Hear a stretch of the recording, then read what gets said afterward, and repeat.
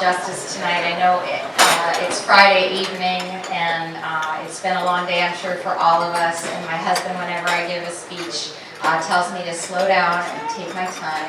And so I'm going to make sure that I do that because we deserve it. You know, we deserve the time and the quiet and the peace to be thankful for the things that we have experienced in the last couple of years in very, very difficult circumstances. And so, of course, thank you for having me. And thank you for the servers and for the preparers of the food and for the folks who will clean up after us. I think that that's appropriate. And I do also frankly want to thank the candidates and their staffs and their significant others and their helpers because I didn't know until I started running for office for the first time ever what a remarkable service it is to be a candidate and what a remarkable service it is to be somebody who's in support of a candidate, because in and of itself that's a real opportunity to change things and to push the narrative. Even if we're not successful, we've made a difference, and I'm really grateful to all of the people who've put their necks on the line and who've put time into this, so thank you for all of you all. So I'm 150 days or so into this opportunity of a lifetime, the opportunity to excel and the opportunity to serve. I have my freshman term, and I'm still really, really new to Congress, but what I definitely know is when I come here how grateful I am to be home again, and how grateful I am that I know I will be in my bed this evening. This morning I woke up, had a presser, what they call a presser, at 7 in the morning with a variety of different press opportunities. And this afternoon I left the floor having had the opportunity to vote for the second time on disaster relief. And so that was a wonderful, we can clap for that because it included Puerto Rico. And I think that's really important. But the sad part about that is I'm not sure where that's going to go. So we'll have that conversation a little bit later. I took Trump, it took frankly Trump winning for me to realize just how important our government is and how important it is that we participate actively in our government. And the last people that I'd like to thank before I get started is those of you who sit in this room and you know who you are, who didn't take the election of President Trump to work to figure that out. The people who are sitting in this room and others who are not here, who have been serving in government in this really important way long before it was fashionable and cool and long before the democracy was in peril. So thank you to those of you guys who are already doing that.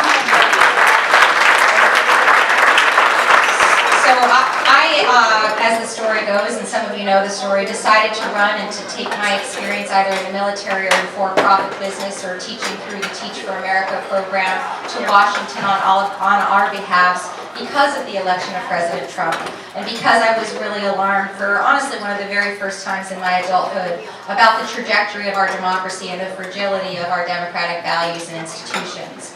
And I ran for a couple of personal reasons, and some of you remember these. One is my dad is a Navy guy, my grandfather as well, but my dad also was a survivor of the Holocaust and a refugee. And he came here with his mom as a very, very young and small child and was not separated at the border as a result of coming here from a war-torn nation, having survived the Holocaust. And he was able to build an amazing career with my mom and marry the boss's daughter, my grandfather, and he created a really amazing life. And in the days and weeks after the election, he was pretty devastated by what we had said to each other about our values and about the opportunities we as Americans should provide to one another. So that was my first wake-up call. And my second one is relevant to the table over there that I just had the opportunity to meet my daughter, who was in her mid-20s at the time, late 20s now, who's a member of the LGBTQ community. And had a very similar reaction to my father of not recognizing our nation right after the election of 2016. And when your daddy and your daughter are telling you you're doomed, it's a good wake-up call for us to know that we need to do something about it. And so that's when I raised my hand and asked to serve in a new and unique way. And so I'm standing on many of your shoulders, having the opportunity to build on much of the work that you guys have done, and you're why I'm in this seat. I'm very, very grateful for many of you who knocked on doors for me and continue to fight every day to fight for a fairer, more just country that values the decency and integrity and honesty that I know that we all value as Americans. So thank you very much for allowing me to serve, and here's what we've done so far in the first 150 days. Here are some legislative accomplishments, and Madam Dean's representative did a great job of outlining a few of these. We passed the very first bill of Congress, H.R. 1, House Resolution 1 is supposed to be the signature piece of legislation when anytime you come into a new Congress. And this was the For the People Act. And this did what about 100 of us as candidates said we would do the very first thing when we walked in the door, which was legislate about what's wrong with our democracy. And what's wrong with our democracy is our access to the ballot and voting rights. What's wrong with our democracy is the influence of money and policy. And what's wrong with our democracy is the influence of all of that on politicians and the ability that politicians have to be corrupted by that system. And so H.R. 1 was a broad and sweeping bill that talked about all of those things. And I had the opportunity to introduce my own amendment to that bill, which I think is relevant to the state of Pennsylvania. I was struck while I was running by many people who came to me and said, I would like to vote, but I'm a nurse and I work 12-hour shifts and I drive each way 1 hour and I cannot get to the polls on the one and only day that we have to vote. And I cannot prove that I'm going to be absentee, and so I don't have the right to exercise my vote. And so my amendment proposed the idea that you should be able to have expanded opportunities to vote nationwide, because we shouldn't be prohibiting people from voting just because they work shift work or because they don't happen to be able to get the time off for doing it.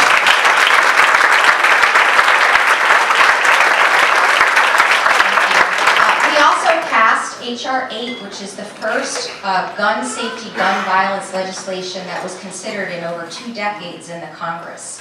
And yes, that's absolutely. And Madeline Dean, Mary Day Scanlon, and Susan Wild, the Fab Four, we actually all joined the Gun Violence Task Force together en masse on the same day because this was a really essential issue to all of us. 3 of the 4 of us invited a gun violence either victim or family member to the State of the Union as our one and only guest that we were allowed to bring, because this issue is so critical to our communities and to our country. And so H.R. 8 is named after the 8th anniversary of Gabby Gifford's shooting, and it talks about background checks. And 80 or 90%, depending on the poll of our nation, believes in common sense gun law, believes that something common sense like background check is something that we should be doing. And so we as a Congress passed H.R. 8 as well as H.R. 1122, which talked about the importance of gun safety. So that happened, and we should clap for that too. We also passed H.R. 7. One of the things I talked about a lot on the trail was the importance of equity in our jobs, making sure that equal pay was compensated with, equal work was compensated for equal pay. And H.R. 7 was the Paycheck Fairness Act that we were able to pass. Another thing that languished in Congress last session and never made it back for a reconsideration was the Violence Against Women Reauthorization Act, which was not reauthorized in the last Congress, but that actually was reauthorized in this Congress as H.R. 1585. We did pass very recently, last week, I feel it may be dog years, it feels like a long time ago, on Protecting Americans with Pre-Existing Condition Acts, H.R. 986. And then lastly, H.R. 9, which was a signature piece that spoke about climate change and climate action, and saying to the government, to our president, that if you want to leave the Paris Climate Accord, it will be basically over our dead body. You won't use any of our taxpayers' money to do that.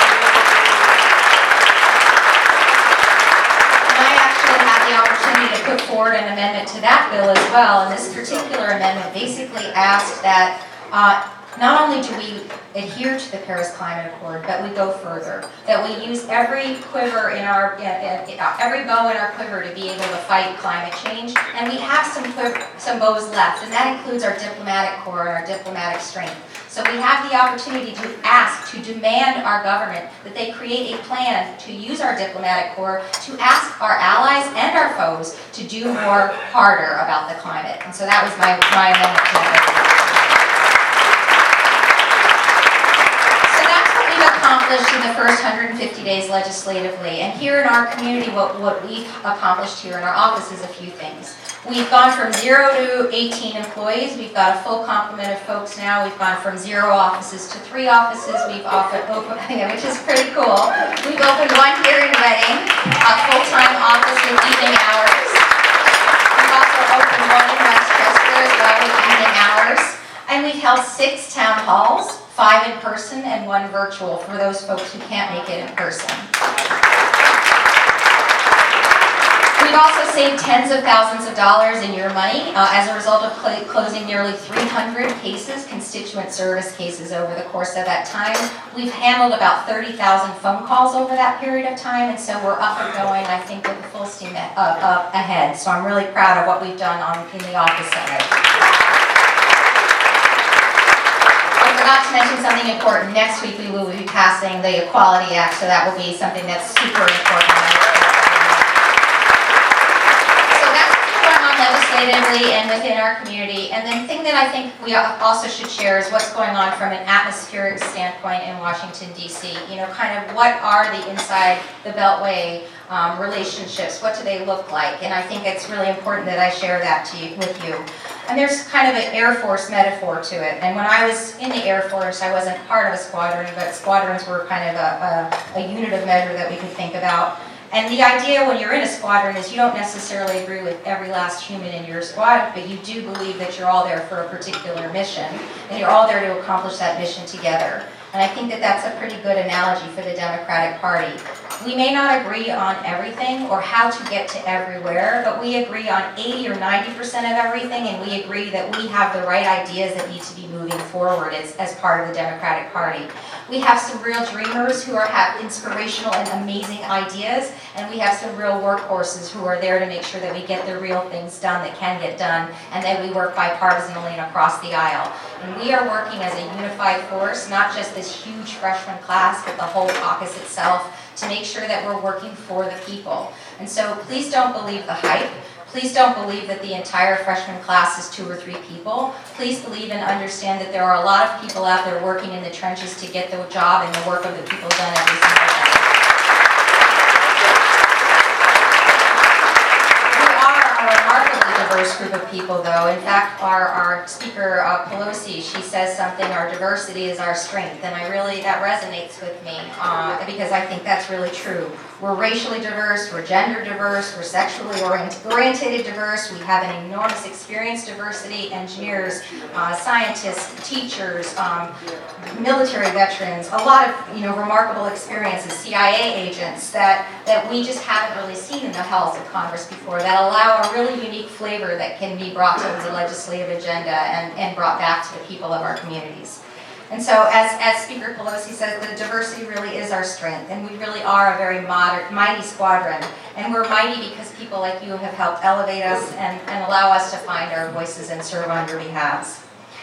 So that's all the good news. And here's the bad news. I don't know if you all remember, but when I started running almost 2 years ago, more than 2 years ago, my slogan for myself was, "There's work to be done." And we still are where there is much work to be done and so much to do ahead of us. And we need to build on the momentum that we gained in the 2017 year and the momentum that we gained in the 2018 year, because now we're here in 2019 and we cannot let up and we cannot let go of the strength that we've gained over those last couple of years. We need to elevate and support all of our 2019 candidates with every bit of energy that we have in our bodies to make sure that we are able to prevail and we're able to exercise our muscle memory to get out the voters. It's not enough that we get out. We need to get everybody out to vote. So that's our first challenge. Our second challenge is that it's not enough that the House of Representatives have passed all these beautiful legislative items, because they're beautiful, but none of them has gone anywhere in our Senate. And we really need you to rally and to call our senator. We have a voice in this country. We are one of the few states in this country that has a split Senate. We have a senator who we can call and ask him why he is not putting or pressuring people to put forward many of those things that you elected me to get there to do. So please continue to advocate for all of us to make sure that those bills go forward.